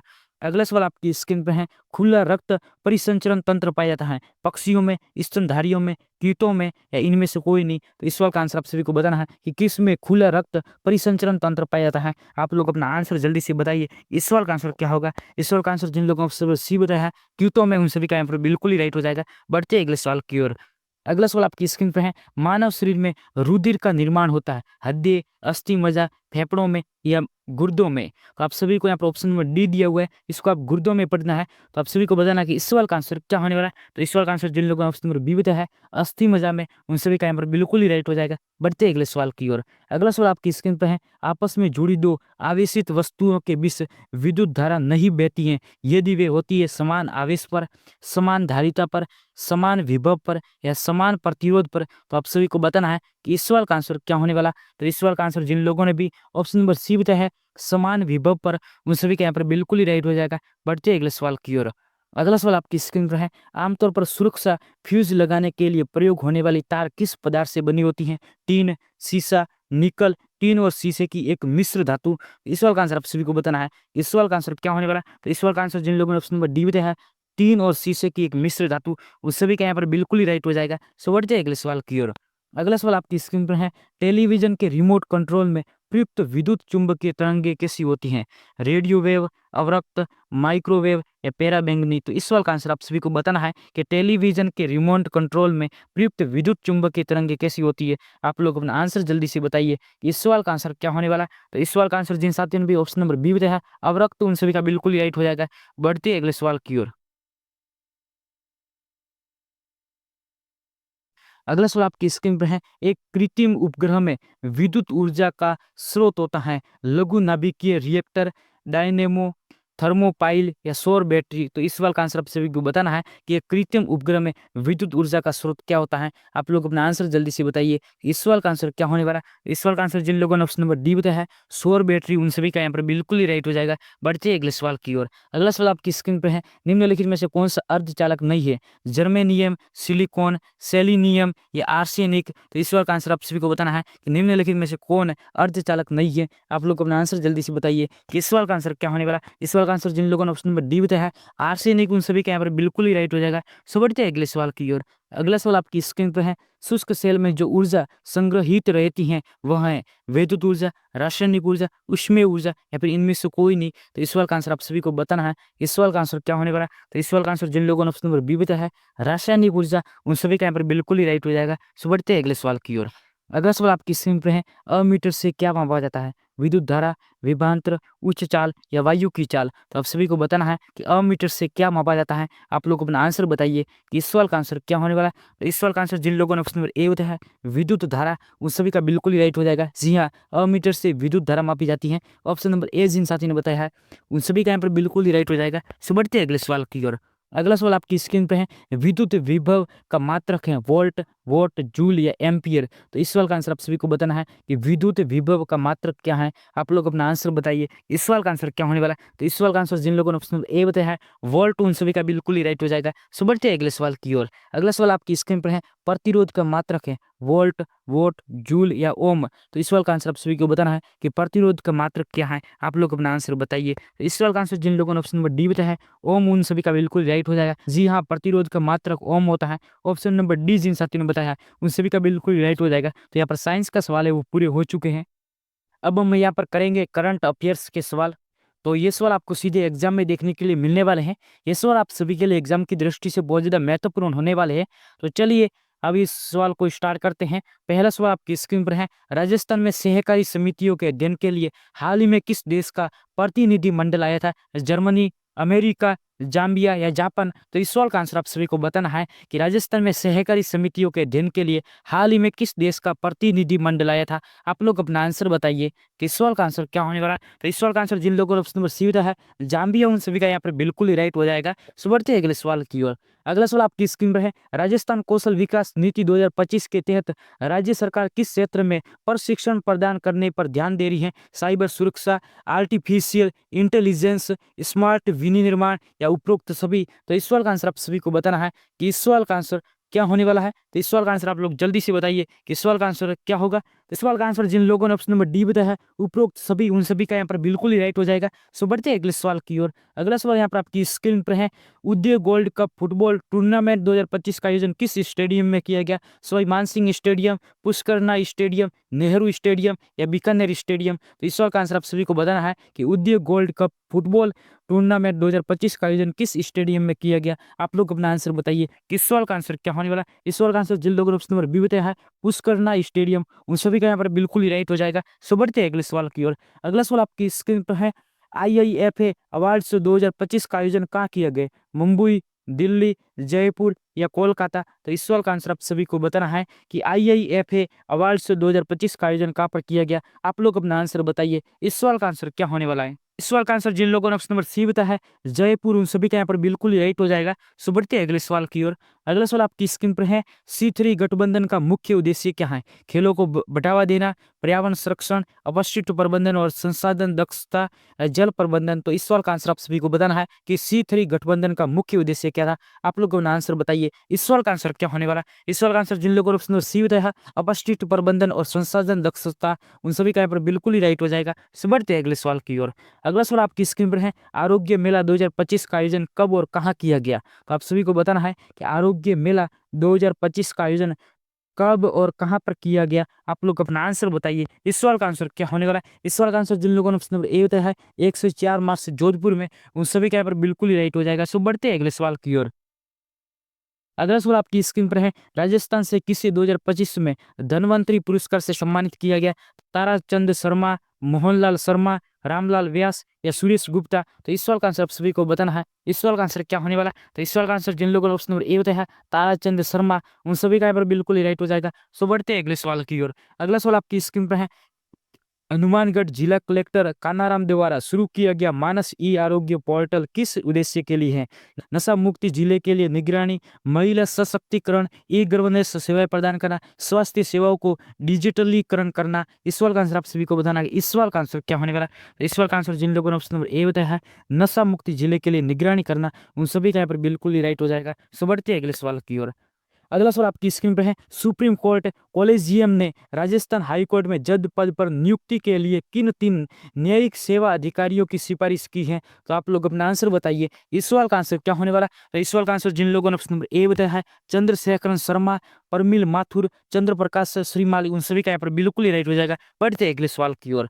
अगला सवाल आपकी स्क्रीन पर है, जयपुर निवासी चित्रकार दीपाली शर्मा को किस कलाकृति के लिए राजस्थान ललित कला अकादमी पुरस्कार दिया गया है? मिस्टी मेमोरीज, द पेजल्स ऑफ लाइफ्स या कलाओं की अंतर्दृष्टि या संगना। तो इस सवाल का आंसर आप सभी को बताना है कि इस सवाल का आंसर क्या होने वाला है। तो इस सवाल का आंसर जिन लोगों ने ऑप्शन नंबर बी बताया है द पेजल्स ऑफ लाइफ्स, उन सभी का बिल्कुल ही राइट हो जाएगा। ऑप्शन नंबर बी जिन साथियों ने दिया उन सभी का राइट हो जाएगा। बढ़ते हैं अगले सवाल की ओर। अगला सवाल आपकी स्क्रीन पे है कि किंग बॉल्स डॉक्यूमेंट्री फ़िल्म के निर्माता कौन है? तो इस सवाल का आंसर आप सभी को बताना है कि इस सवाल का आंसर क्या होने वाला है? तो इस सवाल का आंसर जिन लोगों ने ऑप्शन नंबर सी बताया है, अश्विनी यार्डी, उन सभी का यहाँ पर बिल्कुल ही राइट हो जाएगा। बढ़ते हैं अगले सवाल की ओर। अगला सवाल आपकी स्क्रीन पर है, डॉक्टर कोमल कोठारी लाइफ टाइम अचीवमेंट लोक कला पुरस्कार 2024 के अंतर्गत भवई लोक नृत्य के लिए किसे सम्मानित किया गया? गणपत सखाराम मसगे, डॉक्टर रूप सिंह शेखावत, दीपाली शर्मा या डॉक्टर राजेंद्र प्रसाद सुथार? तो इस सवाल का आंसर आप सभी को बताना है, इस सवाल का आंसर क्या होने वाला है? तो इस सवाल का आंसर जिन लोगों ने ऑप्शन नंबर बी बताया है, डॉक्टर रूप सिंह शेखावत, उन सभी का यहाँ पर बिल्कुल ही राइट हो जाएगा। बढ़ते हैं अगले सवाल की ओर। अगला सवाल आपकी स्क्रीन पर है, शिल्पग्राम उत्सव 2024 का शुभारंभ किसने किया? मुख्यमंत्री भजनलाल शर्मा, राज्यपाल हरिभाऊ बागड़े, उपराष्ट्रपति जगदीप धनखड़, केंद्रीय मंत्री गजेंद्र सिंह शेखावत? तो इस सवाल का आंसर आप सभी को बताना है कि शिल्पग्राम उत्सव 2024 का शुभारंभ किसने किया? आप लोग अपना आंसर बताइए कि इस सवाल का आंसर क्या होने वाला है? इस सवाल का आंसर जिन लोगों ने ऑप्शन नंबर बी बताया है, राज्यपाल हरिभाऊ बागड़े, उन सभी का यहाँ पर बिल्कुल ही राइट हो जाएगा। बढ़ते हैं अगले सवाल की ओर। अगला सवाल आपकी स्क्रीन पे, हाल ही में किस मंत्री ने उदयपुर में गो सने पात्र और पक्षी दाना अभियान का शुभारंभ किया? अशोक चांदना, जोराराम कुमावत, गोविंद सिंह डोटासरे या भजनलाल शर्मा? तो इस सवाल का आंसर आप सभी को बताना कि इस सवाल का आंसर क्या होने वाला है? तो इस सवाल का आंसर जिन लोगों ने ऑप्शन नंबर बी बताया है, जोराराम कुमावत, उन सभी का यहाँ पर बिल्कुल ही राइट हो जाएगा। बढ़ते हैं अगले सवाल की ओर। अगला सवाल आपकी स्क्रीन पर है, अजमेर में हाल ही में कौन सा केंद्र स्थापित करने की घोषणा हुई है? पासपोर्ट सेवा केंद्र, कौशल विकास केंद्र, साइबर सुरक्षा केंद्र, व्यापार प्रशिक्षण केंद्र? तो इस सवाल का आंसर आप सभी को बताना है कि हाल ही में अजमेर में कौन सा केंद्र स्थापित करने की घोषणा की गई? तो इस सवाल का आंसर जिन लोगों ने ऑप्शन नंबर ए बताया है, पासपोर्ट सेवा केंद्र, उन सभी का यहाँ पर बिल्कुल ही राइट हो जाएगा। सो बढ़ते हैं अगले सवाल की ओर। अगला सवाल आपकी स्क्रीन पर है, माउंट आबू में पक्षी प्रेमियों द्वारा राजस्थान में पहली बार किस पक्षी की उपस्थिति दर्ज की गई है? Little bunting, Indian robin, red vented बुलबुल या ब्लैक रेड स्टार्ट? तो इस सवाल का आंसर आप सभी को बताना है कि माउंट आबू में पक्षी प्रेमियों द्वारा राजस्थान में पहली बार किस पक्षी की उपस्थिति दर्ज की गई है? आप लोग अपना आंसर बताइए, इस सवाल का आंसर क्या होने वाला है? इस सवाल का आंसर जिन लोगों ने ऑप्शन नंबर ए बताया है, लिटिल बेंटिंग, उन सभी का यहाँ पर बिल्कुल ही राइट हो जाएगा। सो बढ़ते हैं अगले सवाल की ओर। अगला सवाल आपकी स्क्रीन पर है, ग्लोबल इलेक्ट्रोल मैनेजमेंट अवार्ड से हाल ही में किसे सम्मानित किया गया?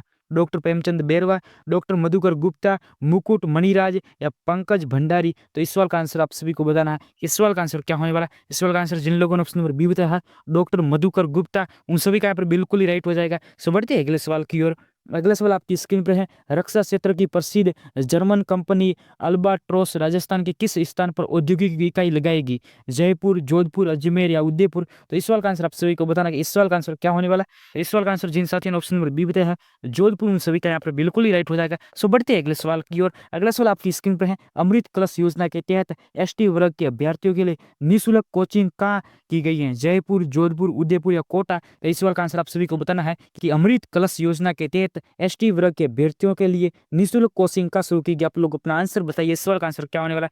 इस सवाल का आंसर जिन साथियों ने ऑप्शन नंबर सी बताया, उदयपुर, उन सभी का यहाँ पर बिल्कुल ही राइट हो जाएगा। सो बढ़ते हैं अगले सवाल की ओर। अगला सवाल आपकी स्क्रीन पर है, राज्य स्तरीय महिला सम्मेलन में मुख्यमंत्री ने किस पोर्टल का शुभारंभ किया?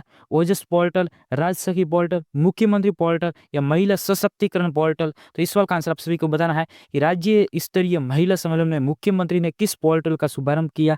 यहाँ पर जिन साथियों ने भी ऑप्शन नंबर बी बताया है, राजसखी पोर्टल, उन सभी का यहाँ पर बिल्कुल ही राइट हो जाएगा।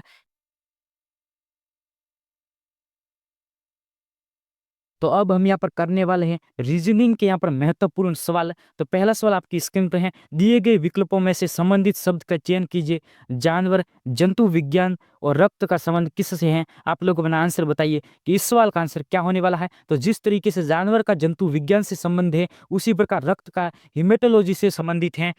तो यहाँ पर ऑप्शन नंबर बी जिन साथियों ने बताया है, हिमेटोलॉजी, उन सभी का यहाँ पर बिल्कुल ही राइट हो जाएगा। सो बढ़ते हैं अगले सवाल की ओर। अगला सवाल आपकी स्क्रीन पर है, पिंकी ने राकेश से अधिक अंक प्राप्त किए, यामी ने डिम्पल के बराबर और ललिता ने मंजू से कम अंक प्राप्त किए। राकेश ने यामी से अधिक और मंजू ने डिम्पल से कम अंक प्राप्त किया। इनमें से किसने सबसे कम अंक प्राप्त किए? राकेश, ललिता, यामी या मंजू? तो इस सवाल का आंसर आप सभी को बताना है कि इस सवाल का आंसर क्या होने वाला है। इस सवाल में आप थोड़ा सा टाइम भी ले सकते हैं एंड सोच समझकर इस सवाल का आप सभी को आंसर बताना है कि इस सवाल का आंसर क्या होने वाला है।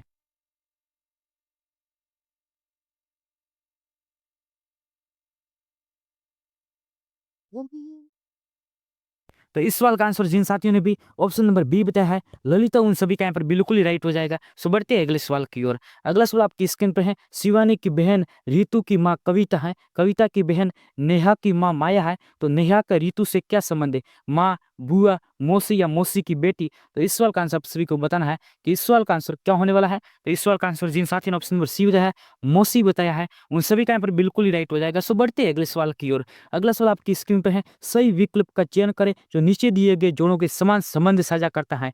कोहरा, दृश्यता, एड्स का किससे संबंध है? आप लोग अपना आंसर बताइए। तो आप सभी को पता है यहाँ पर ऑप्शन नंबर बी हो जाएगा, प्रतिरोध से। ऑप्शन नंबर बी जिन साथियों ने बताया है उन सभी का बिल्कुल ही राइट हो जाएगा। सो बढ़ते हैं अगले सवाल की ओर।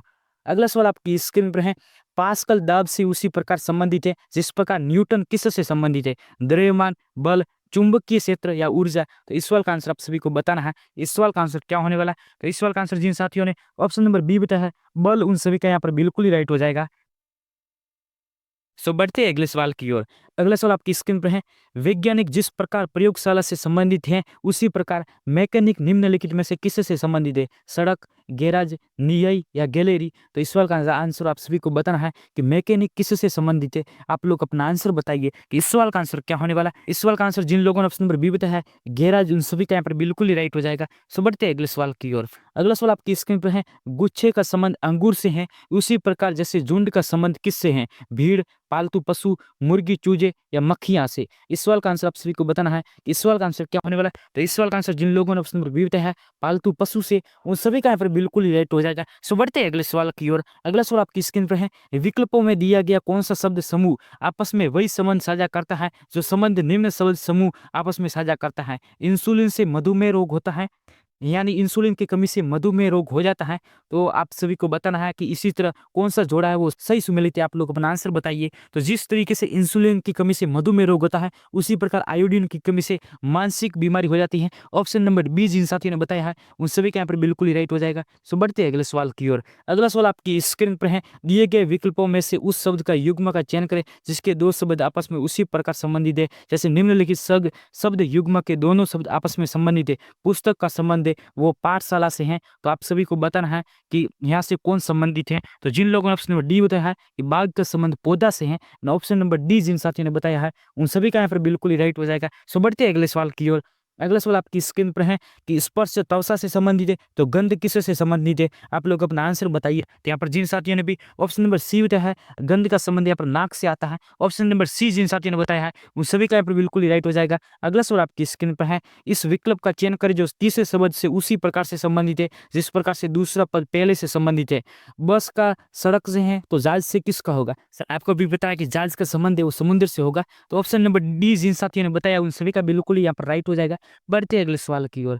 अगला सवाल आपकी स्क्रीन पर है, कमीज का संबंध है वो परिधान से है तो टेबल का संबंध किससे होगा? तो आप सभी को पता है कि टेबल का संबंध है वो फर्नीचर से आएगा। ऑप्शन नंबर सी जिन साथियों ने बताया है उन सभी का यहाँ पर बिल्कुल ही राइट हो जाएगा। सो बढ़ते हैं अगले सवाल की ओर। अगला सवाल आपकी स्क्रीन पर है, भोपाल मध्य प्रदेश की राजधानी है तो पणजी किसकी राजधानी है? आप लोग अपना आंसर बताइए कि इस सवाल का आंसर क्या होगा। तो इस सवाल का आंसर जिन लोगों ने ऑप्शन नंबर डी बताया है, गोवा, उन सभी का यहाँ पर बिल्कुल ही राइट हो जाएगा। सो बढ़ते हैं अगले सवाल की ओर। अगला सवाल आपकी स्क्रीन पर है, उस विकल्प का चयन करें जो तीसरे शब्द से उसी प्रकार से संबंधित है जिस प्रकार से दूसरा पद पहले पद से संबंधित है। पानी का जहाज, कप्तान, हवाई जहाज। इस सवाल का आंसर आप सभी को बताना कि इस सवाल का आंसर क्या होने वाला है। तो हवाई जहाज का संबंध आपके पायलट से हो जाएगा। तो ऑप्शन नंबर डी जिन साथियों ने बताया है उन सभी का यहाँ पर बिल्कुल ही राइट हो जाएगा। सो बढ़ते हैं अगले सवाल की ओर। अगला सवाल है, आप सभी को बताना है कि पटना बिहार की राजधानी तो भोपाल किसकी राजधानी है? आप सभी को पहले ही बता दिया, यहाँ पर option number A Madhya Pradesh आएगा। तो आज की क्लास आप सभी को कैसी लगी अपने कमेंट्स बॉक्स में जरूर बताना। साथ में अगर आप लोग चैनल पे न्यू हो तो चैनल को भी सब्सक्राइब कर लेना। मैं मिलूंगा नेक्स्ट वीडियो में। तो फिलहाल के लिए बाय गाइस।